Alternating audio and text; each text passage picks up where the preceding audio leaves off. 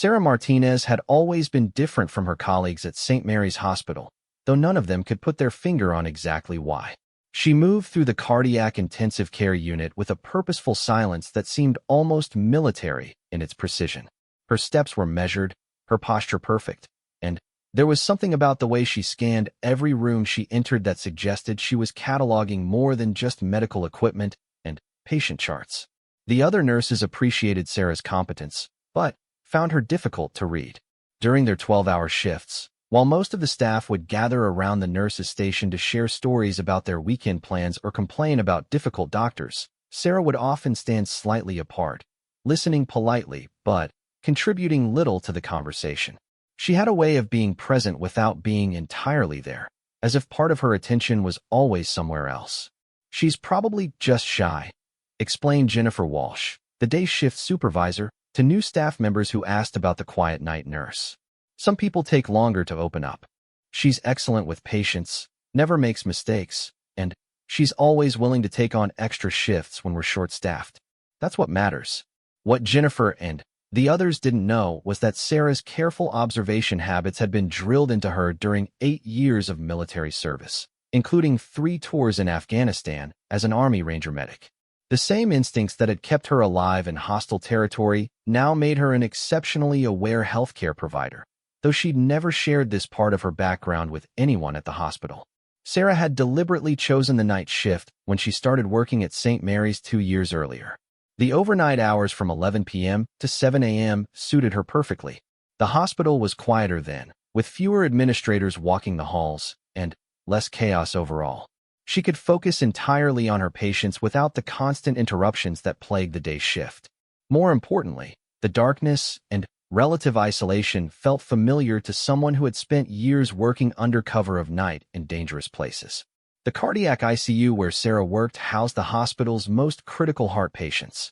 These were people who had suffered massive heart attacks, undergone complex surgical procedures, or were waiting for heart transplants. Many were connected to multiple machines that monitored every aspect of their cardiovascular function. The unit required nurses with advanced training and the ability to make quick decisions in life-threatening situations. Sarah excelled in this environment. Her military medical training had taught her to remain calm under extreme pressure, and she had seen enough trauma to be unshaken by the sight of blood or the sound of alarms. While other nurses might panic when a patient suddenly went into cardiac arrest, Sarah would move with swift efficiency, following protocols she had memorized completely while simultaneously thinking 3 steps ahead. Her colleagues had noticed this unusual composure, especially during emergencies. "Sarah never loses her cool," observed Marcus Johnson, a respiratory therapist who worked closely with the ICU staff. "I've seen her work on patients who were literally dying, and she might as well have been checking the weather. Not cold, exactly, but incredibly focused. Like she's done this 1,000 times before." Marcus was more perceptive than he realized. Sarah had indeed done this many times before, though under very different circumstances. In Afghanistan, she had treated wounded soldiers in the back of moving vehicles while under enemy fire. She had performed emergency procedures in bombed-out buildings with limited supplies and no backup. Compared to those experiences, even the most challenging situations in the hospital felt manageable. The transition from military to civilian life had been difficult for Sarah in ways that most people couldn't understand.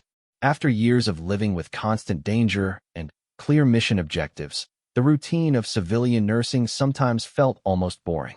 She missed the intensity and the sense of purpose that had defined her military service. But she had chosen healthcare specifically because it was one of the few civilian careers where her military skills remained relevant and where she could continue helping people in critical situations. Sarah lived alone in a small apartment about 10 minutes from the hospital. Her living space was spartanly furnished but meticulously organized. Everything had its place, and she maintained the same level of discipline in her personal life that she had learned in the Army. She owned very little beyond the essentials, a habit developed during years when she might need to pack up and move at a moment's notice. Her few personal possessions included several medical textbooks, a small collection of novels, and a locked metal box that contained her military medals and commendations. She rarely looked at these reminders of her service, but she couldn't bring herself to throw them away either. They represented a part of her life that felt both distant and immediate, depending on her mood. The other significant item in Sarah's apartment was a gun safe containing her personal firearm and ammunition. She maintained her weapons training through regular visits to a shooting range outside the city, telling herself it was important to stay sharp even though she couldn't articulate why. Old habits were hard to break, and some skills felt too important to let deteriorate. Most of Sarah's social life revolved around work, though she maintained careful boundaries with her colleagues. She would join them for the occasional dinner or holiday party, but she rarely shared personal details about her life before nursing school. When pressed about her background, she would mention growing up in Texas and serving in the army, but she kept the specifics vague. Most people assumed she had been a regular medic rather than someone with specialized combat training. This carefully maintained privacy wasn't born from shame or secrecy, but from a recognition that her military experience was difficult for civilians to understand. She had learned that mentioning her ranger training often led to either uncomfortable questions about combat or assumptions about her personality that weren't necessarily accurate. It was easier to let people think she was simply a quiet person with good medical skills. The cardiac ICU at St. Mary's Hospital served a diverse population from across the metropolitan area. During Sarah's typical shift, she might care for an elderly businessman recovering from bypass surgery, a young mother who had suffered a rare heart condition during pregnancy, and a homeless man whose years of untreated diabetes had finally caught up with him. Sarah treated all of them with the same level of professional care, regardless of their background or circumstances. Her military experience had taught her that medical emergencies were fundamentally the same regardless of where they occurred or who was involved. A sucking chest wound required the same treatment whether it belonged to a fellow soldier or an enemy combatant. A cardiac arrest followed the same protocols whether the patient was a decorated officer or a scared 18-year-old recruit. This perspective served her well in civilian healthcare, where she often cared for people whose life choices or circumstances might have contributed to their medical problems. One of Sarah's regular patients was an elderly man named Frank Morrison who had been in the ICU for 3 weeks following complications from heart surgery. Frank was a retired police officer, and something about his demeanor reminded Sarah of some of the senior non-commissioned officers she had served under in the Army. He had the same combination of toughness and vulnerability that she had seen in career soldiers who were facing their own mortality for the first time. Frank had noticed something different about Sarah compared to the other nurses, though he couldn't identify exactly what it was. "You've got good hands," he told her one night while she was adjusting his 4 lines. "Steady. Most people get nervous around all these machines, but you move like you know what you're doing." Sarah smiled at the compliment, but didn't elaborate on why medical equipment felt familiar to her. Frank's observation was accurate, though. The monitors and machines in the cardiac ICU were actually less complex than some of the medical equipment she had used in field hospitals overseas. Military medicine often involved improvisation and making do with limited resources, so the well-stocked and properly maintained hospital environment felt almost luxurious by comparison. The night shift at St. Mary's typically included 3 nurses for the cardiac ICU, along with a respiratory therapist and a security guard who made rounds throughout the hospital. The attending physician was usually at home, but on call for emergencies. This small team was responsible for monitoring and caring for up to 20 critical patients during the overnight hours when most of the hospital's administrative and support staff had gone home. Sarah had grown comfortable with this routine over her 2 years at the hospital. She knew which patients were likely to have problems during the night, which family members might call for updates, and which doctors were most responsive when she needed to reach them at home. The predictability was both soothing and slightly frustrating for someone accustomed to more dynamic situations. The hospital's security measures were adequate for a civilian facility, but Sarah had noticed several potential vulnerabilities that would have been unacceptable in a military context. The main entrances were locked after visiting hours, but there were multiple service entrances that relied on card readers that could be defeated by someone with basic technical knowledge. The security cameras covered most public areas, but there were blind spots near the loading docks and some of the stairwells. These observations weren't the result of paranoia, but rather the automatic situational awareness that had been drilled into her during Ranger training. She couldn't walk into any building without mentally cataloging potential threats, escape routes, and defensive positions. It was an involuntary process that had kept her alive overseas, and now simply ran in the background of her consciousness like a computer program.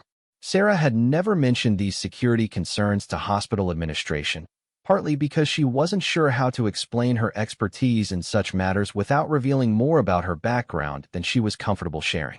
She also recognized that the level of security appropriate for a combat zone would be excessive and impractical for a hospital serving civilian patients and their families. The closest she had come to discussing security issues was during a staff meeting when the administration had asked for input on new visitor policies. Sarah had suggested some minor improvements to the sign-in process and recommended better lighting in the parking garage, but she had kept her recommendations general enough to avoid drawing attention to her specific knowledge of security protocols. As autumn turned to winter in her third year at St. Mary's, Sarah had settled into a comfortable routine that balanced her need for meaningful work with her preference for privacy. She was respected by her colleagues, trusted by her patients, and had found a way to use her skills in service of something positive. The intensity and purpose she had missed from her military service had been replaced by a different but equally important mission of helping people heal and survive their medical crises. Sarah had no way of knowing that her carefully constructed civilian life was about to be shattered by an event that would force her to draw upon every skill she had learned as an Army Ranger. The quiet competence and situational awareness that her colleagues had noticed but never fully understood would soon be put to a test that none of them could have imagined possible in their safe, sterile hospital environment. The stage was being set for a crisis that would reveal the true depth of Sarah's capabilities and forever change how her colleagues viewed the quiet night nurse who had always seemed just slightly different from everyone else around her. The trouble began 3 blocks away from St. Mary's Hospital at 2:17 a.m. on a cold Tuesday morning in February. Detective Ray Coleman was sitting in his unmarked patrol car outside a 24-hour convenience store, finishing paperwork from an earlier domestic disturbance call, when he heard the first gunshots echo through the empty streets. Coleman had been a police officer for 15 years, and he knew the sound of automatic weapons fire when he heard it. This wasn't the single crack of a handgun or the measured shots of someone target practicing. This was the rapid-fire staccato of military-grade weapons being discharged in anger. He immediately radioed for backup and began moving toward the sound, though he had no way of knowing that the shooting was connected to a robbery gone wrong at a jewelry store 4 miles away. Marcus Webb had never intended for anyone to get hurt. The 23-year-old had been desperate for money to pay off gambling debts that were threatening to get him killed, and robbing the jewelry store had seemed like a reasonable solution to his problems. He had planned everything carefully, choosing a time when the store would be closed and the security guard would be alone. What Marcus hadn't planned for was the security guard being armed and willing to fight back.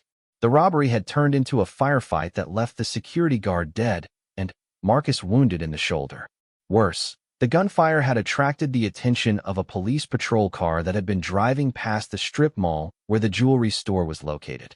Marcus had managed to escape in his stolen car, but not before shooting at the officers and causing them to call for additional backup.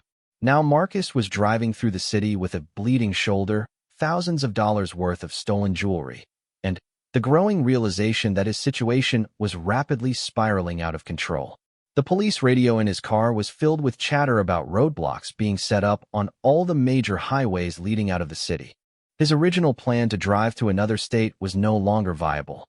As Marcus navigated the empty streets, trying to avoid the main roads where police cars might be waiting, he began to feel dizzy from blood loss. The wound in his shoulder was worse than he had initially thought, and he was having difficulty maintaining control of the vehicle.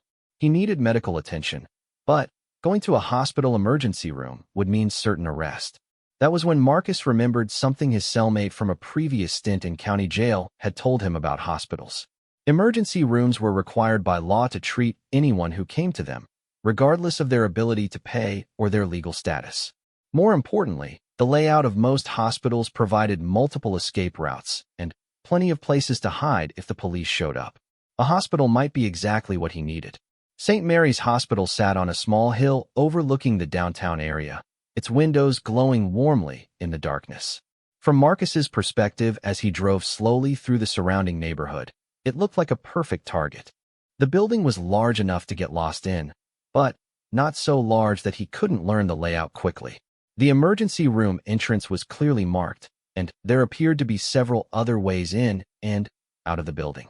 Marcus pulled into the hospital parking garage and sat in his car for several minutes, trying to think through his next moves. The bleeding had slowed somewhat, but his shoulder throbbed with every heartbeat, and he was beginning to feel weak. He needed to get inside and find someone who could treat his wound, but he also needed to make sure he could control the situation if things went wrong. The bag of weapons in Marcus's back seat represented the extent of his criminal sophistication. Along with the handgun he had used during the jewelry store robbery, he had brought a military-style assault rifle and several magazines of ammunition that he had purchased illegally several months earlier. Marcus had no formal weapons training beyond what he had learned from action movies and video games, but he understood that having superior firepower would give him an advantage over anyone who might try to stop him. Marcus checked his weapons and ammunition one final time before getting out of his car.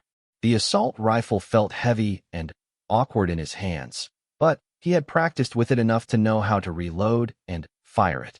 He tucked the handgun into his waistband and slung the rifle over his good shoulder, trying to ignore the pain that shot through his wounded arm with every movement. The emergency room entrance was locked, as Marcus had expected it would be at this hour of the night. However, he had noticed during his surveillance that people were occasionally entering and leaving through a side door near the loading dock.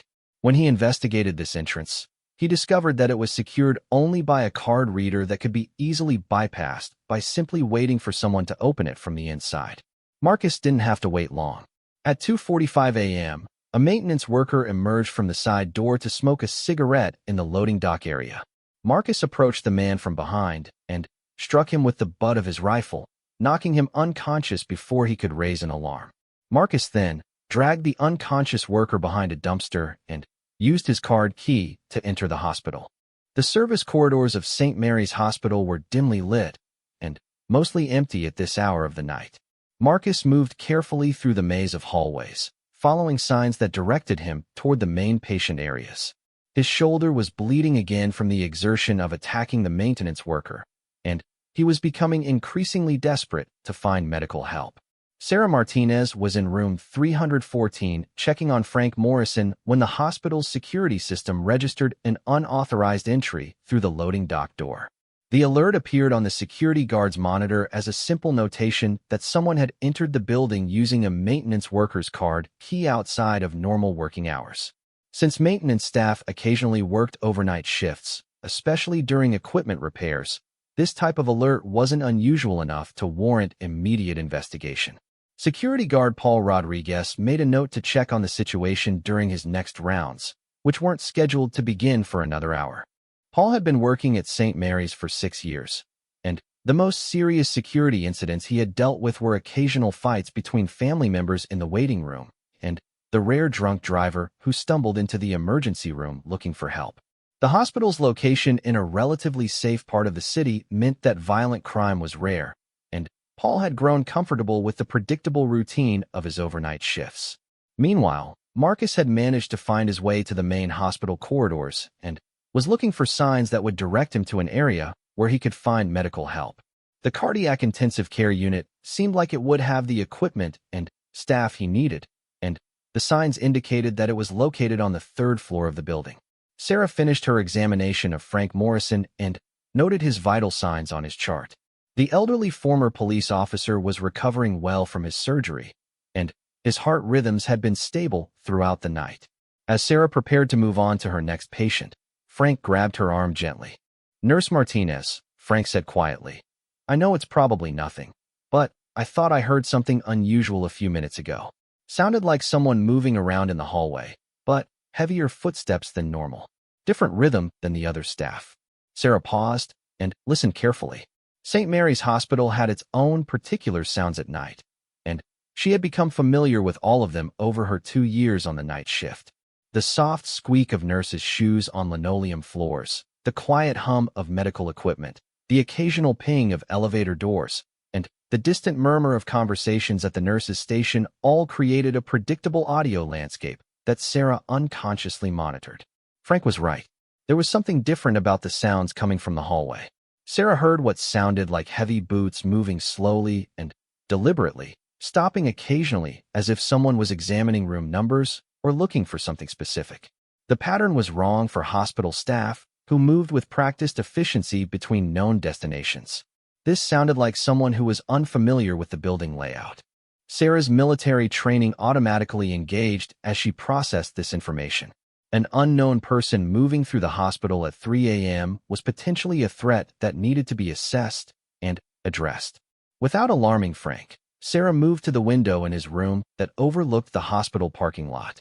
She scanned the visible area and noticed a car parked in an unusual location near the loading dock, far from where visitors or staff typically parked. "Mr. Morrison," Sarah said quietly, "I want you to use your call button to contact the nurse's station in exactly 5 minutes. Tell whoever answers that you're experiencing chest pain and need immediate attention. Can you do that for me?" Frank Morrison had been a police officer long enough to recognize when someone was taking a potential threat seriously. He nodded and reached for his call button. "Should I be worried about something?" Sarah was already moving toward the door. "Probably not, but I want to check on something. Just make that call in 5 minutes, okay?" Sarah stepped into the hallway and immediately noticed that something was wrong. The normal sounds of the cardiac ICU had been replaced by an unnatural quiet that made her skin crawl. She couldn't see any of her colleagues at the nurse's station, which should have been staffed at all times during the night shift. The overhead lights seemed dimmer than usual, though that might have been her imagination. Moving with the silent, careful steps she had learned during her ranger training, Sarah approached the nurse's station from an angle that would allow her to see the area without being easily spotted by anyone who might be waiting there. What she saw made her heart rate spike, and her military instincts take full control of her thinking. A man with blood on his shirt was standing behind the nurse's station, pointing an assault rifle at Jennifer Walsh and Marcus Johnson, who were kneeling on the floor with their hands behind their heads. Sarah could see that the man was wounded and appeared to be in significant pain, which made him potentially more dangerous than someone thinking clearly. Sarah immediately retreated back down the hallway, her mind racing through tactical options. She was unarmed, outnumbered, and facing an opponent with superior firepower. However, she had several advantages that the gunman probably didn't know about. She understood the layout of the hospital better than he did. She had extensive training in dealing with armed opponents, and she had the element of surprise since he didn't know she was aware of the situation. More importantly, Sarah had something that her military training had drilled into her above all else: the absolute determination to protect the people under her care. The cardiac ICU contained 20 critical patients who couldn't be moved quickly or easily. Many of them were connected to life support equipment that couldn't be disconnected without killing them. Frank Morrison, who had just trusted her enough to follow her instructions without question, was depending on her to handle whatever threat she had detected. Sarah moved quickly to the supply closet where the unit kept emergency medical equipment. Hidden behind boxes of surgical supplies, she found the small tool kit that maintenance staff used for minor repairs to medical equipment. The kit contained several items that could be used as weapons if necessary, including a heavy wrench and a sharp utility knife.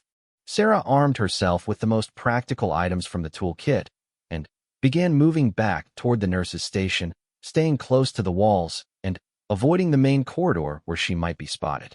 Her ranger training had taught her how to move silently through hostile territory, and those skills were now being applied in the sterile hallways of the hospital where she worked.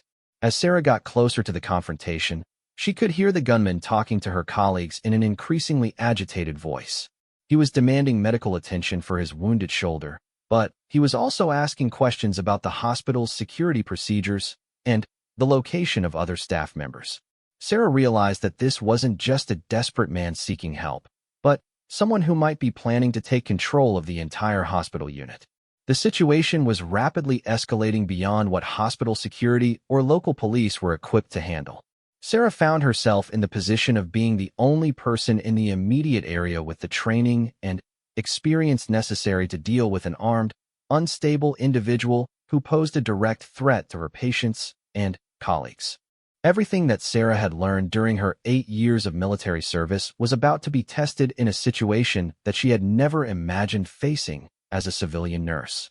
The quiet, careful persona she had maintained for 2 years was about to give way to the trained warrior that she had never stopped being, even after hanging up her uniform. Sarah crouched behind the medication cart in the hallway, her heart pounding as she listened to Marcus Webb's increasingly desperate demands.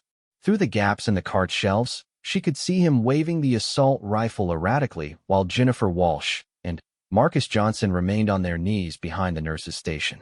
The gunman's voice was getting louder and more unstable, a clear sign that pain and blood loss were affecting his judgment.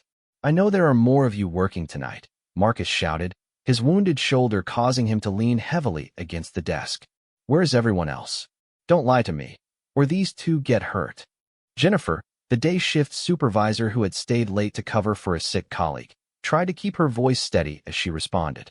"There are only 3 nurses on the night shift, and I think the third one is checking on patients in the other wing. Please, we can help you with your injury if you just put down the weapon." Sarah knew that Jennifer was trying to buy time and hoping that she could somehow get help, but there was no one else coming. The respiratory therapist had left early due to a family emergency, and security guard Paul Rodriguez was still making his rounds on the lower floors, unaware of what was happening in the cardiac ICU.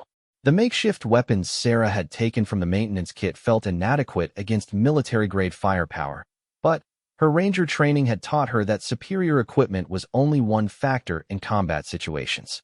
Tactics, positioning, and psychological pressure often mattered more than raw firepower, especially when dealing with an untrained opponent who was wounded and panicking. Sarah began moving through the ICU using a route that would keep her hidden while allowing her to get closer to the nurse's station. She passed the rooms of patients who were sleeping peacefully, unaware that their lives were in danger. Frank Morrison's call light was blinking, indicating that he had followed her instructions and was trying to summon help that wouldn't be coming. As Sarah moved, she was automatically cataloging everything she observed about the gunman and the tactical situation. Marcus Webb appeared to be in his early 20s, with no obvious military training based on how he held his weapon and positioned himself. His wound was on his left shoulder, which would limit his range of motion and accuracy if he tried to engage multiple targets. Most importantly, he had positioned himself with his back to the main corridor, focusing entirely on the 2 hostages in front of him. The assault rifle Marcus was carrying appeared to be an AR-15 style weapon with a standard magazine capacity. Sarah counted the rounds she could see in the magazine and estimated that he had at least 20 rounds available, more than enough to kill everyone in the ICU if he decided to start shooting indiscriminately. However, the weapon would be unwieldy in close quarters, especially for someone with limited training and an injured shoulder. Sarah's military experience had taught her that hostage situations required careful planning and precise execution. One mistake could result in multiple casualties, including the people she was trying to protect. However, waiting for law enforcement to arrive wasn't an option either, since Marcus was becoming more agitated and unpredictable as time passed. Moving with the silent efficiency she had learned during night operations in Afghanistan, Sarah positioned herself near a supply room that was adjacent to the nurse's station. From this position, she could observe the entire scene and plan her approach. The layout of the ICU actually worked in her favor, since the numerous machines and furniture provided cover and concealment that she could use to her advantage. Marcus was now demanding that Jennifer show him how to access the hospital's pharmaceutical supplies. "I know hospitals have morphine and other painkillers," he said, pressing the rifle barrel against Marcus Johnson's head to emphasize his point. "Get me something for this pain, and then I want you to stitch up this shoulder." Jennifer tried to explain that accessing controlled substances required special authorization and that treating a gunshot wound required equipment that wasn't available in the ICU, but Marcus wasn't interested in hospital procedures. His pain was increasing, and his patience was running out. "Stop making excuses," Marcus screamed, and Sarah could hear the desperation in his voice. "Fix me up, and then I'm getting out of here. But if anyone tries to stop me, everyone in this place dies." Sarah realized that the situation was reaching a critical point. Marcus was becoming more irrational, and his threats against the patients were becoming more specific. She needed to act quickly, but she also needed to be smart about how she approached the problem. Drawing on her tactical training, Sarah began to formulate a plan that would neutralize the threat while minimizing the risk to innocent people. The key was to use Marcus's inexperience and physical limitations against him while taking advantage of her superior training and knowledge of the environment. Sarah's first step was to create a distraction that would draw Marcus's attention away from his hostages and give her an opportunity to move closer. Using her access card, she triggered the automatic medication dispensing machine in a room several doors down from the nurse's station. The machine's error alarm began beeping loudly, a sound that would be unfamiliar to Marcus but instantly recognizable to the hospital staff as a routine mechanical issue. Marcus spun around at the sound, raising his rifle and scanning the hallway for threats. "What was that?" he demanded, his voice cracking with stress. "Who's out there?" "It's just the medication machine," Jennifer said quickly. "Sometimes they malfunction at night. It's nothing to worry about." But Marcus wasn't convinced. He grabbed Jennifer by the arm and forced her to stand up, using her as a human shield while he moved toward the source of the sound. "Show me," he ordered. "And if this is some kind of trick, you're the first one to die." This was exactly what Sarah had hoped would happen. By moving away from the nurse's station, Marcus was separating himself from Marcus Johnson and entering an area where Sarah could engage him without risking additional casualties. She watched as the gunman forced Jennifer down the hallway, his attention focused entirely on the potential threat ahead of him. Sarah moved silently through the connecting rooms, using her knowledge of the ICU layout to position herself behind Marcus as he investigated the medication machine. The patients in these rooms were all sleeping, unaware that a life and death struggle was taking place just feet from their beds. When Marcus reached the room with the malfunctioning medication machine, he pushed Jennifer inside and began looking around frantically for signs of an ambush. His injured shoulder was clearly causing him significant pain, and Sarah could see blood seeping through his shirt where the wound was continuing to bleed. Sarah knew that she would have only one chance to take action before Marcus realized that he had been maneuvered into a vulnerable position. Her ranger training had taught her that successful close-quarters combat depended on speed, surprise, and overwhelming force applied at the critical moment. Moving with the silent precision of a predator, Sarah positioned herself just outside the room where Marcus was standing with Jennifer. She could hear him muttering to himself about the machine and the sounds coming from other parts of the hospital. His stress level was clearly increasing, which would work in her favor when she made her move. Sarah had chosen the utility knife from the maintenance kit as her primary weapon, since it would be most effective in close quarters and would allow her to maintain the element of surprise. Her plan was to disable Marcus's shooting arm first, then control the rifle and neutralize him before he could harm Jennifer or escape to threaten other patients. The timing had to be perfect. Sarah waited until Marcus moved deeper into the room to examine the medication machine, putting him in a position where his back was partially turned and his attention was focused on something other than watching for threats. Jennifer was standing near the doorway, which would allow Sarah to push her out of the line of fire as soon as she engaged Marcus. Taking a deep breath to center herself, Sarah drew on every skill she had learned during her military service. This was no different from the night raids she had conducted in Afghanistan, except that the stakes were the lives of innocent patients and colleagues instead of military objectives. The training that had kept her alive in combat was now being called upon to save lives in the place where she had hoped to never need those skills again. Sarah moved into action with the fluid efficiency of a trained warrior. She entered the room in complete silence, covering the distance to Marcus in 2 quick steps while he was still focused on the medication machine. Her first strike was designed to disable his shooting arm and prevent him from using the rifle effectively. The utility knife found its target in the muscles of Marcus's right forearm, causing him to scream in pain and reflexively loosen his grip on the assault rifle. Sarah immediately followed up by grabbing the weapon and using her body weight to drive Marcus backward, away from Jennifer and into a position where she could control both him and the rifle. Marcus fought back desperately, trying to reach for the handgun in his waistband, while simultaneously attempting to regain control of the rifle. However, his wounded shoulder and The new injury to his arm had severely limited his combat effectiveness, and Sarah's superior training and conditioning quickly gave her the advantage. Within seconds, Sarah had wrested the assault rifle away from Marcus and positioned herself between him and Jennifer. Marcus was now bleeding from 2 wounds and clearly in shock, but he was still attempting to draw his handgun with his offhand. "Don't move," Sarah commanded, her voice carrying the unmistakable authority of someone accustomed to being obeyed in life-threatening situations. "Keep your hands where I can see them, and don't reach for that weapon." For the first time since entering the hospital, Marcus found himself facing someone who was clearly more dangerous than he was. The quiet nurse who had seemed to appear from nowhere moved with the confidence and precision of a trained fighter, and her eyes held the kind of cold determination that Marcus had only seen in war movies. Jennifer Walsh stared in shock at the transformation that had taken place before her eyes. The soft-spoken colleague she had worked with for 2 years had just disarmed a dangerous gunman with the efficiency of a special forces soldier. Sarah was now holding the assault rifle with obvious familiarity, her finger positioned correctly on the trigger guard, and her stance indicating professional weapons training. "Jennifer, move to the hallway and check on Marcus Johnson," Sarah said without taking her eyes off the wounded gunman. "Then, call security and tell them to contact the police immediately.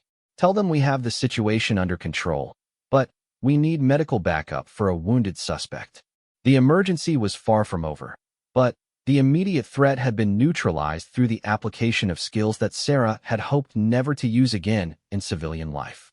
The quiet night nurse had become a warrior when her patients and colleagues needed protection, revealing capabilities that none of them had suspected existed beneath her calm professional exterior. The cardiac intensive care unit fell into an eerie quiet after Sarah had subdued Marcus Webb.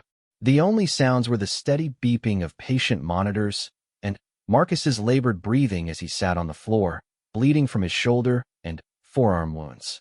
Sarah maintained her position between the gunman and Jennifer, the assault rifle held with professional competence, while she kept her eyes fixed on Marcus. Jennifer Walsh found herself unable to move for several seconds, her mind struggling to process what she had just witnessed. The colleague she thought she knew had just neutralized an armed gunman with a level of skill that belonged in action movies, not in the sterile corridors of St. Mary's Hospital. When Sarah had spoken to her with calm authority, Jennifer had automatically obeyed, but now she stood frozen in the doorway, staring at this new version of her coworker. "Jennifer," Sarah said again, her voice gentle but firm, "I need you to go check on Marcus Johnson and then call for help. Can you do that for me?" The familiar tone of concern that Jennifer associated with Sarah's normal nursing duties helped break through her shock. She nodded and hurried toward the nurse's station, where Marcus Johnson was still kneeling with his hands behind his head, apparently unaware that the immediate danger had passed. Sarah kept her attention focused on Marcus Webb, who was now slumping against the wall and showing signs of going into shock from blood loss. Despite everything he had done, her medical training compelled her to assess his condition and provide necessary care to prevent him from dying while in her custody. "Press your good hand against the wound on your shoulder," Sarah instructed, noting the pale color of Marcus's skin and the way his breathing had become shallow. "You're losing too much blood, and I need you to stay conscious until the paramedics arrive." Marcus looked up at Sarah with a mixture of pain, confusion, and grudging respect. "Who are you?" he whispered. "You're not just a nurse." Sarah didn't answer the question directly. "I'm someone who takes care of people, which includes making sure you don't bleed to death on my floor. Now follow my instructions and keep pressure on that wound." Within minutes, the ICU was filled with activity as security guards, police officers, and paramedics responded to Jennifer's call for help. Security guard Paul Rodriguez was the first to arrive, running up the stairs with his hand on his weapon, expecting to find an active shooter situation. Instead, he discovered a calm scene with Sarah holding an assault rifle and a wounded suspect sitting quietly under her supervision. "What happened here?" Paul asked, his eyes moving between Sarah and the various weapons scattered around the room. "Armed robbery suspect came here for medical treatment," Sarah explained matter-of-factly while carefully setting down the rifle. "He took hostages and threatened patients. I was able to disarm him before anyone got seriously hurt." The simplicity of Sarah's explanation didn't begin to capture the complexity of what had actually occurred, but it satisfied Paul's immediate need for information. The security guard secured Marcus's handgun and began establishing a perimeter while they waited for additional law enforcement to arrive. Detective Ray Coleman arrived at the hospital 20 minutes later, having finally tracked down the source of the earlier gunshots. He had been expecting to find a crime scene with multiple casualties, not a suspect in custody, and a hospital staff that seemed remarkably calm considering what they had just experienced. Jennifer Walsh met Coleman at the elevator and began explaining the situation as they walked toward the ICU. The gunman came in through the loading dock sometime around 3 a.m., she said.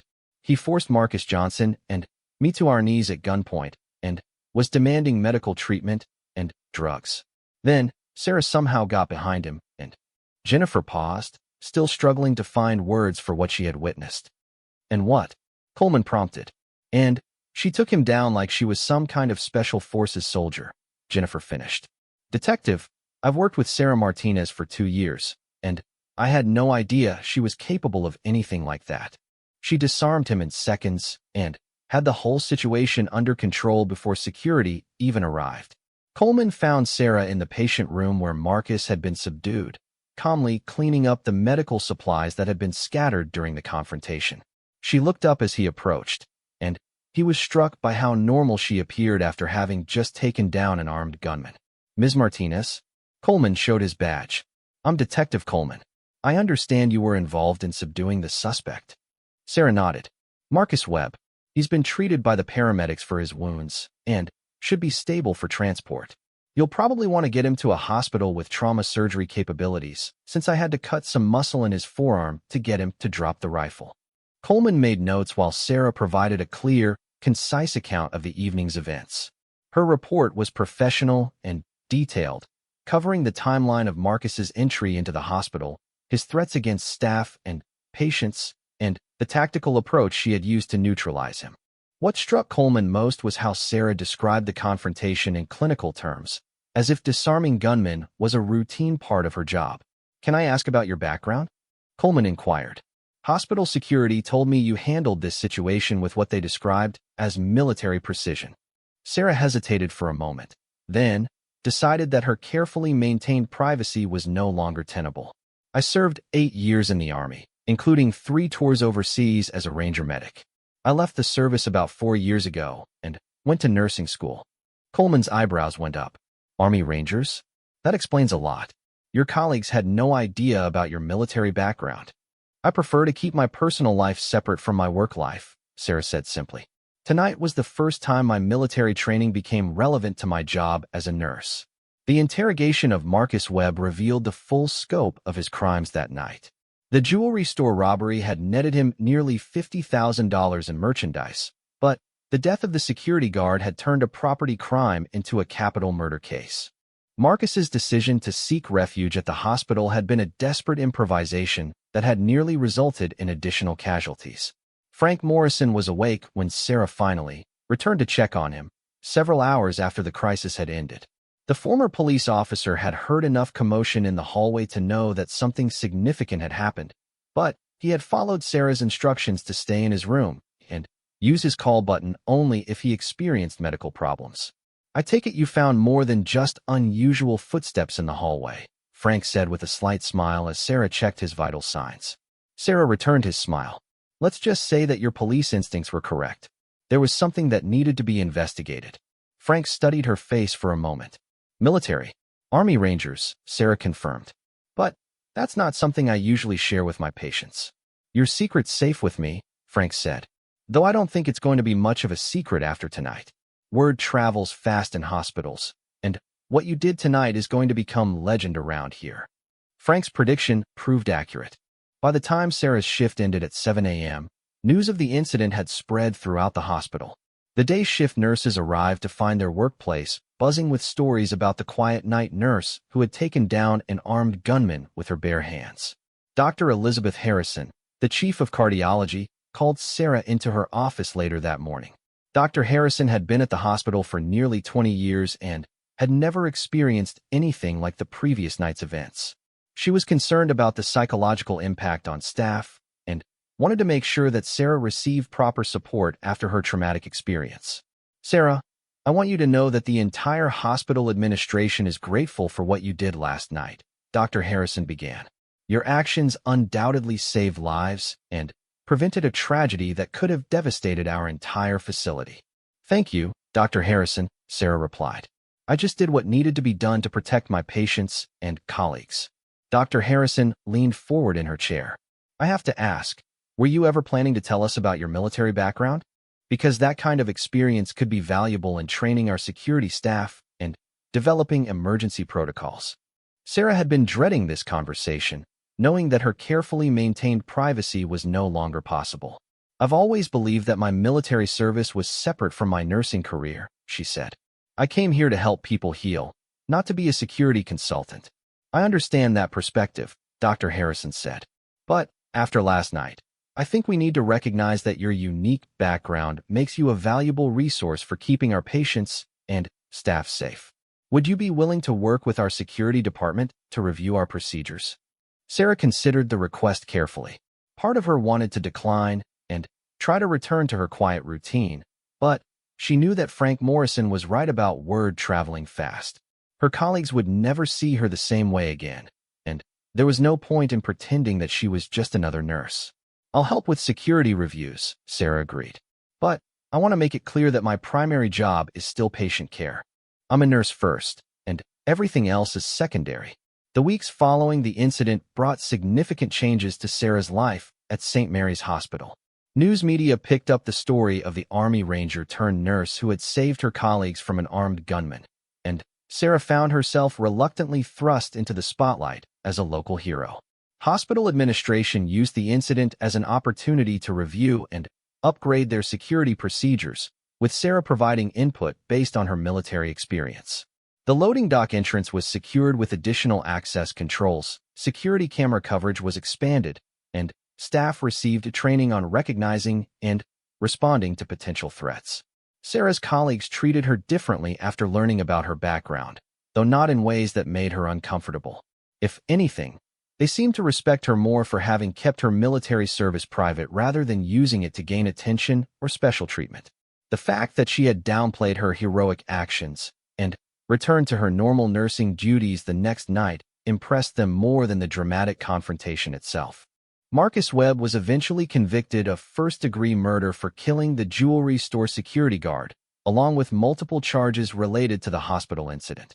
During his trial, his defense attorney tried to argue that his wounds and blood loss had impaired his judgment, but the prosecution used testimony from Sarah and other hospital staff to demonstrate that his actions had been deliberate and calculating.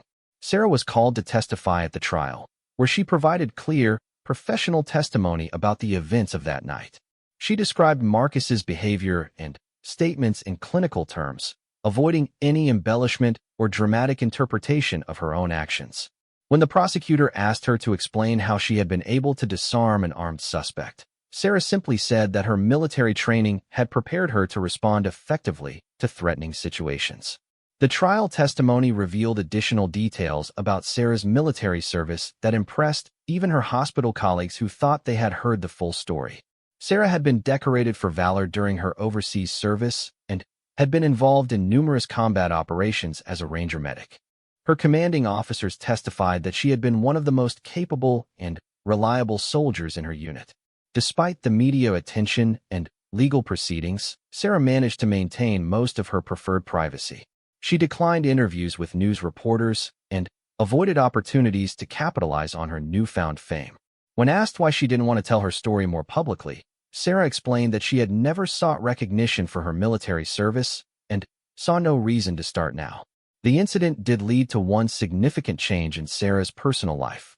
She began participating in a support group for military veterans transitioning to civilian careers, something she had avoided since leaving the Army. Talking with other veterans who were struggling to find their place in civilian society helped Sarah realize that her desire for privacy had sometimes isolated her from people who might understand her experiences. Frank Morrison recovered fully from his heart surgery and was discharged from the hospital 6 weeks after the incident. Before leaving, he made a point of thanking Sarah not just for her medical care, but for the way she had handled the crisis that night. As a former police officer, Frank appreciated the skill and courage that Sarah had demonstrated under pressure. "You saved a lot of lives that night," Frank told Sarah during his final visit to the ICU. "Not just mine and Jennifer's, but all the other patients who would have been hurt if that situation had gotten out of control. I hope you know how special that makes you." Sarah appreciated Frank's words, but she remained uncomfortable with being called a hero. From her perspective, she had simply applied her training to protect people who were depending on her, which was exactly what any competent nurse would do in the same situation. As months passed, the dramatic events of that February night became part of the hospital's institutional memory, but life in the cardiac ICU gradually returned to its normal routine. Sarah continued working the night shift, caring for critical patients with the same quiet competence she had always shown. New staff members learned about her military background eventually, but it became just another interesting fact about a colleague rather than a defining characteristic. The experience had taught Sarah that it was impossible to completely separate her past from her present, but it had also shown her that her military training and her nursing career were more compatible than she had initially believed. Both roles required her to remain calm under pressure, make quick decisions with incomplete information, and prioritize the welfare of others above her own comfort. Sarah Martinez had found a way to serve her community that honored both her military training and her desire to help people heal. The quiet night nurse who had surprised everyone with her hidden capabilities had become someone who could integrate all aspects of her experience into a life dedicated to protecting and caring for others, whether the threat came from disease or from violence.